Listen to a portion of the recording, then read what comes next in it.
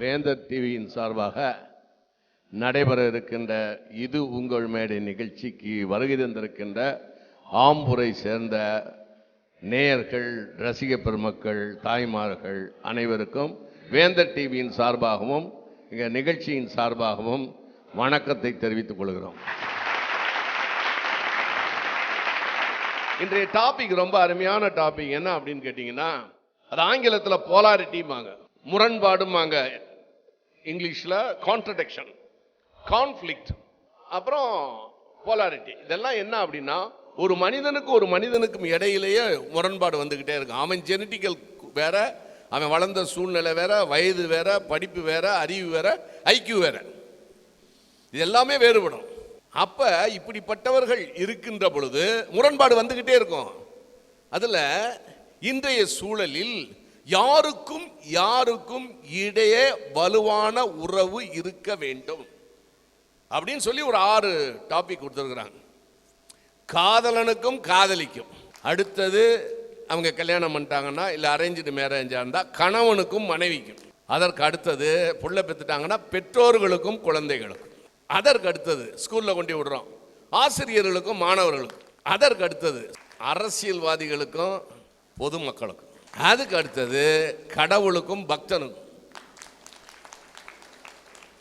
படிக்கிறது ராமாயணம், இடிக்கிறது பெருமாள் கோயிலாக இருக்கக்கூடாது. எந்த மதத்தில் நீங்கள் இருக்கீங்களோ அந்த மத கொள்கைகள் படி நடக்க வேண்டும். இல்லை என்றால் அந்த மதத்தை நான் சேர்ந்தவன் என்று எக்ஸிபிஷனிசம் பண்ணக்கூடாது. அதுக்கு பேர் எக்ஸிபிஷனிசம். ஒரு ஆளை பார்த்தவொன்னே அவங்க என்ன மதத்தை சேர்ந்தவர்களுக்கு தெரிகிற அளவுக்கு நம்ம நடந்து கூடாது. அப்படி நடந்தால் நீங்கள் அந்த மத கொள்கைகளுக்கு அப்படியே கீழ்ப்படிந்து நடக்க வேண்டும், முன்னுதாரணமாக இருக்க வேண்டும். அதான முக்கியம். காதலனுக்கும் காதலிக்கும், அந்த காதலனுக்கும் காதலிக்கும் உள்ள உறவு வலுவா இருந்தால் தான் காதல் சக்சஸ் ஆகும். புருஷன் முண்டாட்டியே பேசாத புருஷன் முண்டாட்டியெல்லாம் இருக்கிறாங்க. காதலன் காதலி முதல்ல உறவாடி அப்புறம் பிரிவாங்க. எனவே இந்த காதலனுக்கும் காதலிக்கும் எப்படி உறவு வலுவா இருக்கணும், நமக்கு கடைசி வரைக்கும் ஒரே மாதிரி இருக்கணும், அதுக்கு கான்சியஸாக இருக்கணும். அதுக்கு அடுத்தது பெற்றோர்கள். பெற்றோர்களுக்கும் குழந்தைகளுக்கும், இன்னைக்கு குழந்தைகள் நாங்கள் வளர்ந்தது வேற, பேசாமல் உட்காரு அப்படின்னா நாங்களாம் உட்காந்துருவோம். இப்போ இருக்கிற 2 வயசு பிள்ளையே கேட்க மாட்டேங்குது, டிவி பார்க்குது, taking input, micro data processing, data transmitting, அப்படியே போகுது. அதுக்கு அடுத்தது காதலன் காதலி, கணவன் மனைவி, பெற்றோர்கள், அப்புறம் ஆசிரியர். ஆசிரியர்கள் இன்னைக்கு லேசாக அடித்தா தற்கொலை பண்ணிக்கிறான். எனவே ஆசிரியர்களுக்கும் அந்த மாணவர்களுக்கு என்ன ரிலேஷன்ஷிப், அரசியல்வாதிக்கும் மக்களுக்கும். அவன் ஒரு திட்டம் போட்டான்னா நமக்கு அது நன்மை பயக்கணும், இல்லை என்றால் போராட்டம் தான். அப்புறம் கடவுள் பக்தன். இந்த கடவுளுக்கும் பக்தனுக்கும் பாருங்க எவ்வளோ அருமையான, அதாவது விவேகானந்தர் மாதிரி இருக்கணும். அந்த அளவுக்கு ஒரு பக்தி மத கொள்கைகளுக்கு ஏற்றபடி நடக்க வேண்டும். அதில் என்னென்ன முரண்பாடு வந்திருக்குங்கிறத பிச்சு உதறாங்க அவங்க.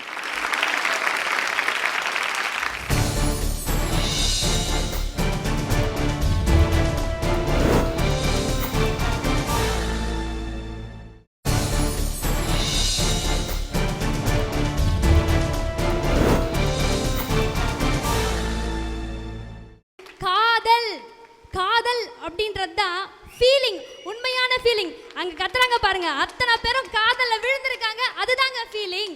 நம்மளோட மனசை தொட்டது என்னைக்கும் காதல் தான் சொல்லி, காதலனுக்கும் காதலிக்கும் இடையே உள்ள உறவு தான் வலுவாக இருக்கும் என்று நான் அழுத்தமாக சொல்கின்றேன். வலுவாக இருக்கணும். இப்ப நிறைய பேர் என் வயசுக்காரங்களுக்கெல்லாம் காதலே வராது. காதல் பொய்ன்னு எங்களுக்கு நல்லா தெரியும். அது வயசு கோளாறு, வயசுக்கு காதல் வியாதி அப்படிங்கிறது வயசு வியாதி. அது காதலும் கரண்ட்டும் ஒன்று. கான்னா ஜாலி, விழுந்தா காலிமா. ஒன்றும் இல்லைங்க, அவர் பிஞ்சு போய் பிதுங்கி போய் வெந்து போய் காஞ்சு போய் கருகி போய் வந்து கஷ்டப்பட்டு சொல்றாரு. ஆனால் நாங்கள் இப்போவும் காதலிச்சுட்டே இருக்கோம். அதனால காதலை பற்றி சந்தோஷமா சொல்றோம். சூரியன்னா சுடணும், கடல்னா பொங்கணும், காத்துன்னா வீசணும், பொண்டாட்டினா அடிக்கணும், புருஷன்னா வாங்கணும், மனுஷன்னா காதலிக்கணும். ஐயா, பொண்டாட்டினா அடிக்கணும், புருஷன்னா வாங்கணும், இதுதான் தியரி. பொண்டாட்டி புருஷன் அடிக்கணுமா? அதை கொஞ்சம் தெளிவா சொல்லுங்க. தேவைப்பட்டா தேவைப்பட்டாதானே? தேவைப்பட்டா.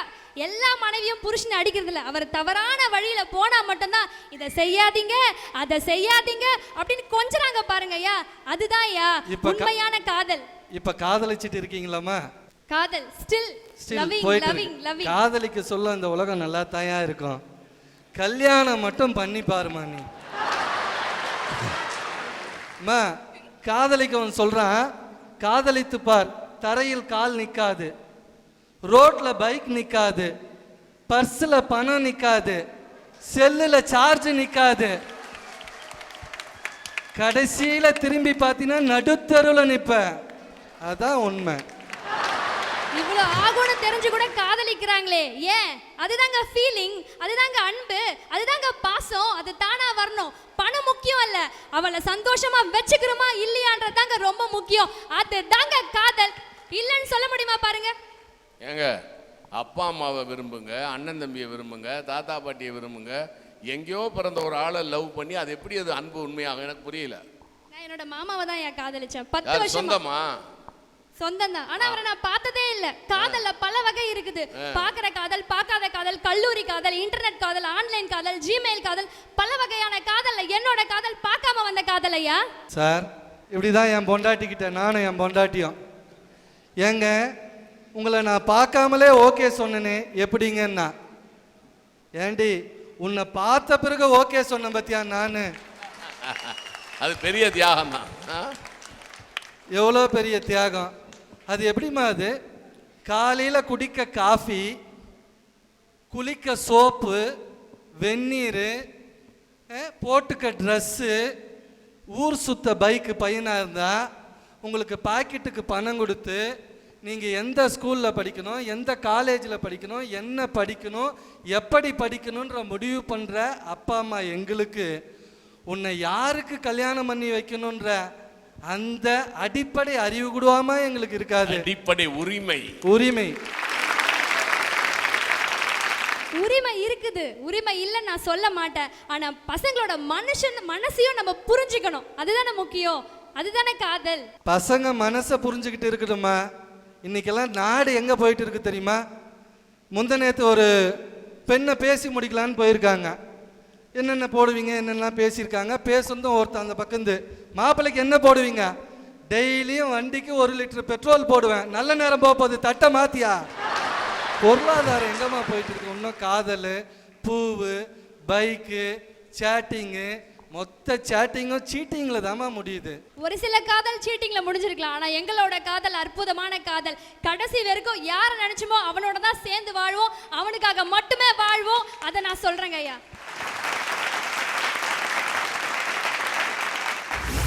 இப்போ உள்ள காலகட்டத்தில் பெற்றோருக்கும் பிள்ளைக்குமான உறவு தான் வலிமையாக இருக்குங்கிற பற்றி நான் பேச வந்திருக்கேன். ஃபஸ்ட்டு பெற்றோர்னா யாருங்க? பெற்றவர்கள், இறைவனிடமிருந்து நம்மை வரமாக பெற்றவர்கள். அவர்கள் நம் பந்தம் எப்படி இருக்க வேண்டும்? இப்போ ஒரு வீட்டே எடுத்துக்கோங்களேன். அப்பாவையும் பையனையும் பார்த்தா ஹீரோ வில்லனை பார்க்குற மாதிரி இருக்கும். அப்பாவுக்கு பையனை பிடிக்காது, பையனுக்கு அப்பாவை பிடிக்காது. அந்த பிடிக்கல அப்படின்னு ஏங்க வருது? ஏன்னா அங்கே புரிதல் இல்லை. அந்த புரிதல் எப்போ வரும்? அப்பா தன்னோட நேரத்தை ஒதுக்கி பையனை பற்றி தெரிஞ்சுக்க விரும்பணும். அதே மாதிரி அப்பா என்ன சொன்னாலும் நம்ம நல்லதுக்கு தான் அப்படின்னு புரிஞ்சுக்கிற மனப்பக்குவத்தை கொண்டு பிள்ளைங்க. சரி, அப்பாவை தான் வில்லனா நினச்சிட்டிங்கப்பா, அம்மா பக்கம் போகலாம் அப்படின்னா அம்மா கூட டாம் அண்ட் ஜெர்ரியை விட மோசமாக சண்டை போடுறாங்க. இப்போ ஒரு அடுப்படியில் அம்மா என் பொண்ணு ஒன்றா விடுங்களேன், கொஞ்ச நேரத்தில் 3ஆம் உலக போய் நீங்கள் அங்கே வந்து பார்க்கலாம். அப்படி முட்டிக்கும் சண்டை. ஆனால் ரீசன் சின்னதாக இருக்கும். என்ன தெரியுமா? அம்மா மஞ்சத்தூளை கூட்டி போடுமாம்பாங்க, நான் மிளகாத்தூளை தான் கூட்டி போடுவான் பாவ. 2 பேரும் சண்டை போட்டு என்னத்தையும் சமைச்சு வைப்பாங்க. கடைசி அதை சாப்பிட்டுட்டு பாவம் அந்த மனுஷ கண்ணில் கண்ணீர் வந்துடும். இவங்க சண்டைக்கு பலிகாட வரது அந்த வீட்டில் அப்பாக்கள் தான். அவங்க வேற வழியில் அதை தான் சாப்பிட்டாகணும். சாப்பிட்டா மட்டும் போதாது, நல்லா இருக்குன்னு வேற சொல்லணும். அப்போ தான் அவங்களுக்கு அடுத்த வேலை சாப்பாடு கிடைக்கும். அதனால தான் சொல்கிறேன், பெற்றோருக்கும் பிள்ளைக்குமான உறவு வலிமையாக இருக்கணும் அப்படின்னு. பிள்ளைங்க என்ன பண்ணாலும் தப்புங்கிறாங்க பெற்றோர். பெற்றோர் சொல்றது எல்லாமே தப்புங்கிறாங்க பிள்ளைங்க. நாங்கள் பாட்டுக்கு சரியாக ஒரு பாதையில் போய்கிட்டு தான் இருப்போம். நடுவில் எங்கள் அம்மா வந்து, நீ என்னம்மா இப்படி பண்ணுற, அவள் அப்படி பண்ணலையே, அப்போ நீ இப்படி பண்ணாத தப்பு அப்படிம்பாங்க. நான் தெரியாமல் தான் கேட்குறேன், நீங்கள் வளர்த்த பிள்ளைங்க தானே. நாங்கள் சரியான பாதையில் போவோமா இல்லையான்னு உங்களுக்கே சந்தேகமாக தான் மற்றவங்க எப்படிங்க எங்களை நம்புவாங்க? வீட்டில் அடுத்த பிரச்சனை எப்போ தெரியுமா வரும்? வாங்கி கொடுக்க மாட்டுக்காங்க. பிள்ளைங்க என்ன கேட்டாலும் பெற்றோர் வாங்கி கொடுக்க மாட்டுக்காங்க. ஏன்? ஒரு பிள்ளை ஒன்று கேட்குறாளா, அது அவளுக்கு எதுக்கு தேவைப்படுதுன்னு முதல்ல பாருங்க. அவளுக்கு அது தேவைப்பட்டால் முதல்ல வாங்கி கொடுங்க. அதுக்குன்னு பிள்ளைங்களே வந்து நான் ரொம்ப நல்லவங்கலாம் சொல்ல மாட்டேன். ஏன்னா எதை கண்டாலும் வாங்கி கேட்கறது, அவள் அதை வச்சிருக்கா எனக்கு வேணும், இவ இதை வச்சிருக்கா எனக்கு வேணும் அப்படிங்கிறது. அவள் வச்சிருக்காமா, அது அவளுக்கு நல்லா இருக்குது, உனக்கு நல்லா இருக்குமா, அதை யோசிச்சு கூட பார்க்கறது இல்லை. பிள்ளைங்க நான் இங்கே ஒன்று சொல்ல விரும்புகிறேன். அனாவசிய செலவு செய்யாத எந்த ஒரு பிள்ளையின் அத்தியாவசிய தேவைகளும் என்னைக்கும் நிராகரிக்கப்படாது. இந்த மாதிரி ஒரு உறவு தான் பெற்றோருக்கும் பிள்ளைக்கும் நடுவில் வலிமையாக இருக்கணும்னு சொல்கிறேன். அதாவது விருப்பப்பட்ட பொருள்களை எல்லாம் கேட்கக்கூடாது, தேவையான பொருள்களை தான் கேட்கணும்.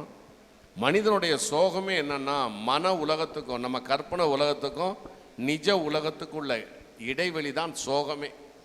அதான் மிகப்பெரிய சோகம். பெற்றோர்கள் வந்து அந்த பிள்ளைங்க வளர்ந்து வந்த பாதையில் தான் நாங்கள் வளர்ந்து வந்திருக்கிறோம். அதனால் எனக்கு இந்த பிள்ளை எப்படி தப்பு பண்ணோம், எப்படி தவறி போயிடும் எல்லாம் தெரியும். அதனால் மாதா பிதா குரு தெய்வம்னு சொன்னான், அதெல்லாம் இப்போ இல்லைன்னு நினைக்கிறேன்.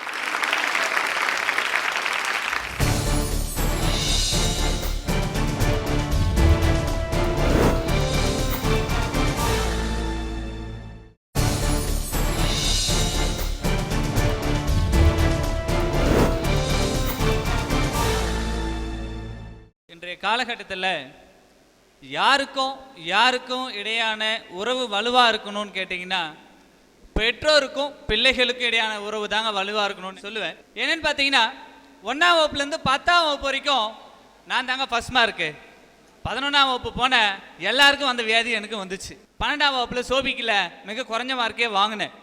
எல்லா காலேஜுக்கும் அப்ளிகேஷன் போட்டேன், எந்த காலேஜில் யாரும் எனக்கு கூப்பிடல, எந்த காலேஜையும் அப்ளிகேஷனை ப்ராசஸ் பண்ணலை.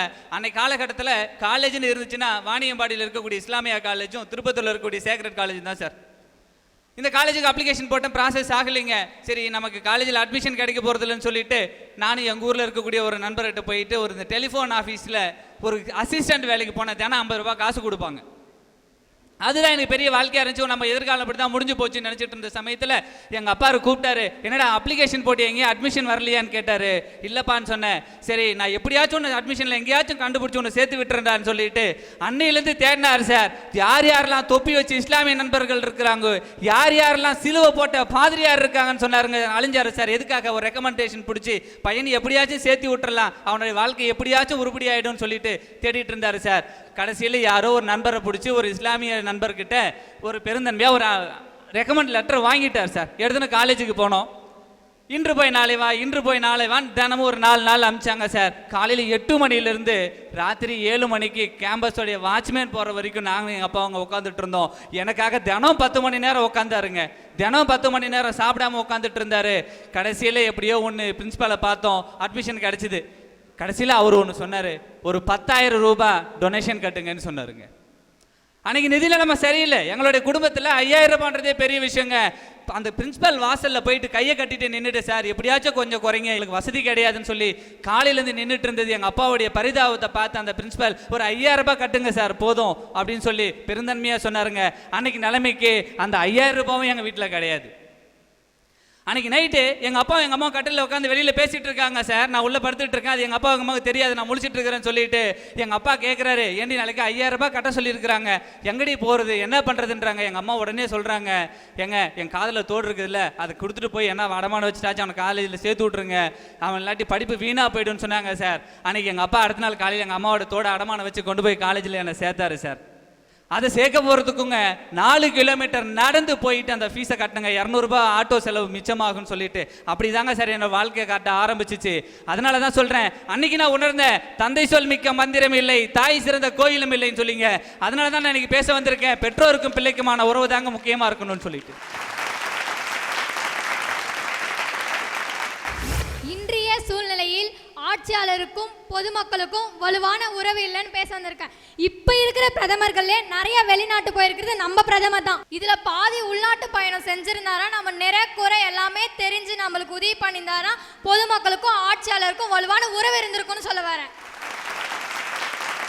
எங்கள் ஃப்ரெண்டவங்க ஊரில் வந்து காவா பிரச்சனை, சாமான் கழுவினாலும் துணி துவைச்சாலும் என்ன பண்ணாலும் ரோட்லேயே போவோம், வேலைக்கு போனாலும் கரெக்டாக நடந்து போக முடியாது, அதனால நிறைய நோயெல்லாம் ஏற்பட்டிருக்கு. அதே ஆட்சியாளர் வந்து அங்கே பார்த்து நடவடிக்கை எடுத்து ஒரு காவா கட்டி கொடுத்துருந்தாருன்னா ஒரு நோய் ஏற்பட்டிருக்காது, எந்த ஒரு பிரச்சனையும் வந்திருக்காது. சாமான் கழுவினாலும் துணி துவைச்சாலும் அந்த காவாலேயே போயிருந்திருக்கும். இது செஞ்சாருன்னா ஆட்சியாளருக்கும் பொதுமக்களுக்கும் வலுவான உறவு இருக்குன்னு சொல்ல வந்தேன். வந்திருக்கேன்.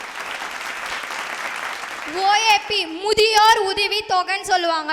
முன்னெல்லாம் போஸ்ட் ஆஃபீஸில் கொடுத்துட்டு இருந்தாங்க. இப்போ ஏன் போஸ்ட் ஆஃபீஸில் கொடுக்குறது இல்லைன்னா, முன்னெல்லாம் அவங்க வந்து லஞ்சம் வாங்கிப்பாங்க, நிறைய பணத்தை வச்சுனே வரலை அப்படின்னு சொல்லி ஏமாற்றி கையெழுத்து வாங்கிப்பாங்க. ஆனால் இப்போ வந்து அது பேங்க் நிறுவனமே ஏற்றுன்னு ஒவ்வொரு ஊருக்கு ஒரு ஸ்டாஃப்னு போட்டிருக்காங்க. அப்போ எங்கள் பக்கத்து ஊரில் ஒரு ஸ்டாஃப் போட்டாங்க. எங்கள் ஒரு ஆயாவுக்கு உடம்பு சரியா இல்லாமல் இருந்துச்சு. அப்போ அந்த ஆயா கிட்ட போய் கேட்டேன், ஏன் உடம்பு சரியில்லை, ஹாஸ்பிட்டலுக்கு போனேன். அதுக்கு அந்த ஆயா சொன்னாங்க, எங்கம்மா மெயின் பேலன்ஸ் 100 ரூபாய் இருக்குன்னு 30 ரூபாய் வாங்கிக்கிறான், எங்கேருந்து போக முடியும்னு அந்த பாட்டி என்கிட்ட சொல்கிறேன், அழுறாங்க. இதே லஞ்சம் வாங்காம இருந்தாங்கன்னா இப்படிலாம் நடக்குமா? ஒரு கதை சொல்கிறேன் கேளுங்க. ஒரு அரசர், அந்த நாட்டில் இருக்க மக்கள் எல்லாமே ரொம்ப ஏழ்மையில் இருக்காங்க. அப்போ வந்து அந்த அரசர் வந்து மக்களுக்கு உதவி பண்ணிகிட்டே இருந்தார். அப்பயும் இவங்க இவ்வளோ ஏழ்மையாகவே இருக்காங்களே, இதுக்கு என்ன காரணம்னு தெரியலன்னு சொல்லிட்டு ஒரு நாள் ஆட்சியாளர் எல்லாரையும் கூட்டினதுக்கு ஆட்சியாளர்கிட்ட எல்லார்கிட்டையும் கேட்டாங்க, என்னம்மா நான் இவ்வளோ உதவி பண்ணுறேன் அப்பயும் இவங்க இப்படியே இருக்காங்கன்னு. அதுக்கு அந்த ஆட்சியாளர் சொன்னார், ஒரு ஐஸ் கட்டி எடுத்துன்னு தாங்க, நான் எப்படின்னு சொல்கிறேன்னு சொல்லிட்டு ஒரு ஆட்சியாளர்கிட்ட ஒரு ஐஸ் கட்டி கொடுத்தாங்க. அப்படியே பக்கத்தில் மாறி மாறி போகும்போது மக்கள்கிட்ட போகும்போது ஒரு துளியாக தான் போச்சு. அதே மாதிரி தான் ஆட்சியாளர் காசு கொடுக்கும்போது பக்கத்தில் வரும்போது மக்கள்கிட்ட வரும்போது அது கம்மியான காசாக வருது. இது ஆட்சியாளர்கள் நடவடிக்கை எடுத்தாங்கன்னா பொதுமக்களுக்கும் ஆட்சியாளருக்கும் வலுவான உறவு இருக்குன்னு சொல்கிறேன். ஆம்பூர்லேருந்து 14 கிலோமீட்டரில் இருக்க நாகினேரின்னு ஒரு ஊர். அந்த ஊரில் வந்து 400க்கும் மேற்பட்ட மக்கள் இருக்காங்க. அங்கே வந்து பேருந்து வசதியே கிடையாது. ஒரே ஒரு பேருந்து, ஒரு நாளைக்கு அந்த பேருந்து 3 தடவை தான் போகுது. அதுவும் 5 மணியோட லாஸ்ட்டு. திடீர்னு ஒரு உடம்பு சரியில்லை, ஏதாவது ஒன்று ஆச்சுன்னா கூட போக முடியாது. திடீர்னு ஒரு நாள் 5 மணிக்கு மேலே ஒருத்தருக்கு உடம்பு சரியாமல் போச்சு. அப்போ அந்த பஸ்ஸில் போக முடியாது. அப்போ 2 வீலரில் தான் போக முடியும். 2 வீலரில் போகும்போது டேர்னிங் திரும்பும் போது யானை குறுக்க வந்து இடித்து கீழே விழுந்துட்டாங்க. அப்போ அந்த சைலன்சர் வந்து அந்த யானை காலுக்கு பட்டு அந்த யானை கோவம் அடைஞ்சு அந்த பைக்கை தூக்கி ஆத்திரம் அடைஞ்சு அப்படியே வெடிச்சிச்சு.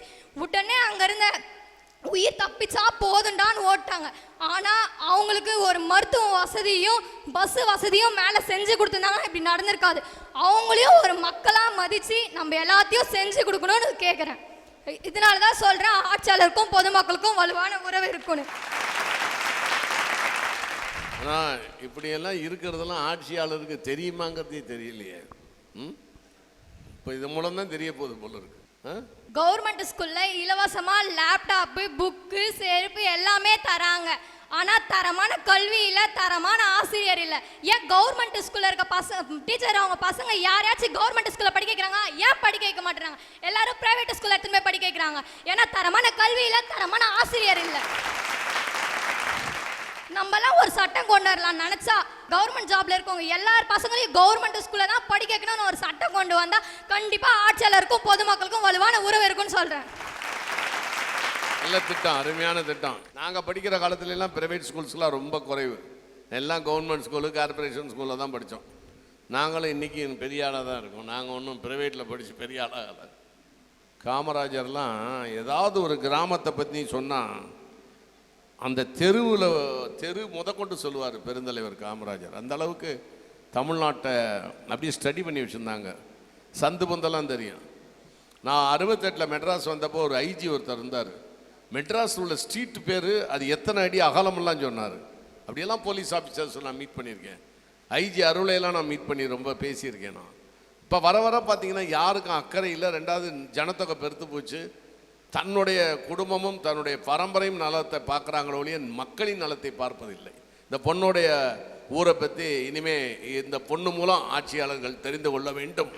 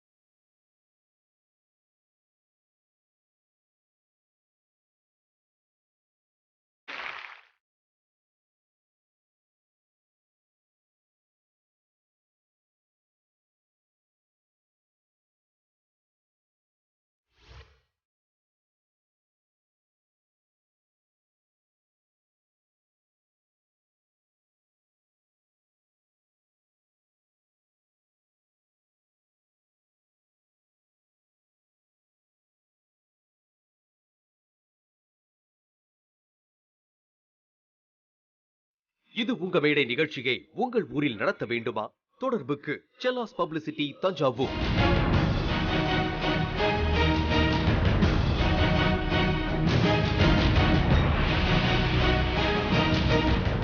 இந்நிகழ்ச்சி பற்றிய உங்கள் கருத்துக்கள் மற்றும் விமர்சனங்கள் வரவேற்கப்படுகின்றன. அனுப்ப வேண்டிய முகவரி வேந்தர் டிவி, எண் 35, நார்த் போல், கலைமகள் நகர், 3வது பிரதான சாலை, ஈக்காட்டுத்தாங்கல், சென்னை 32. தொடர்புக்கு 044222255234.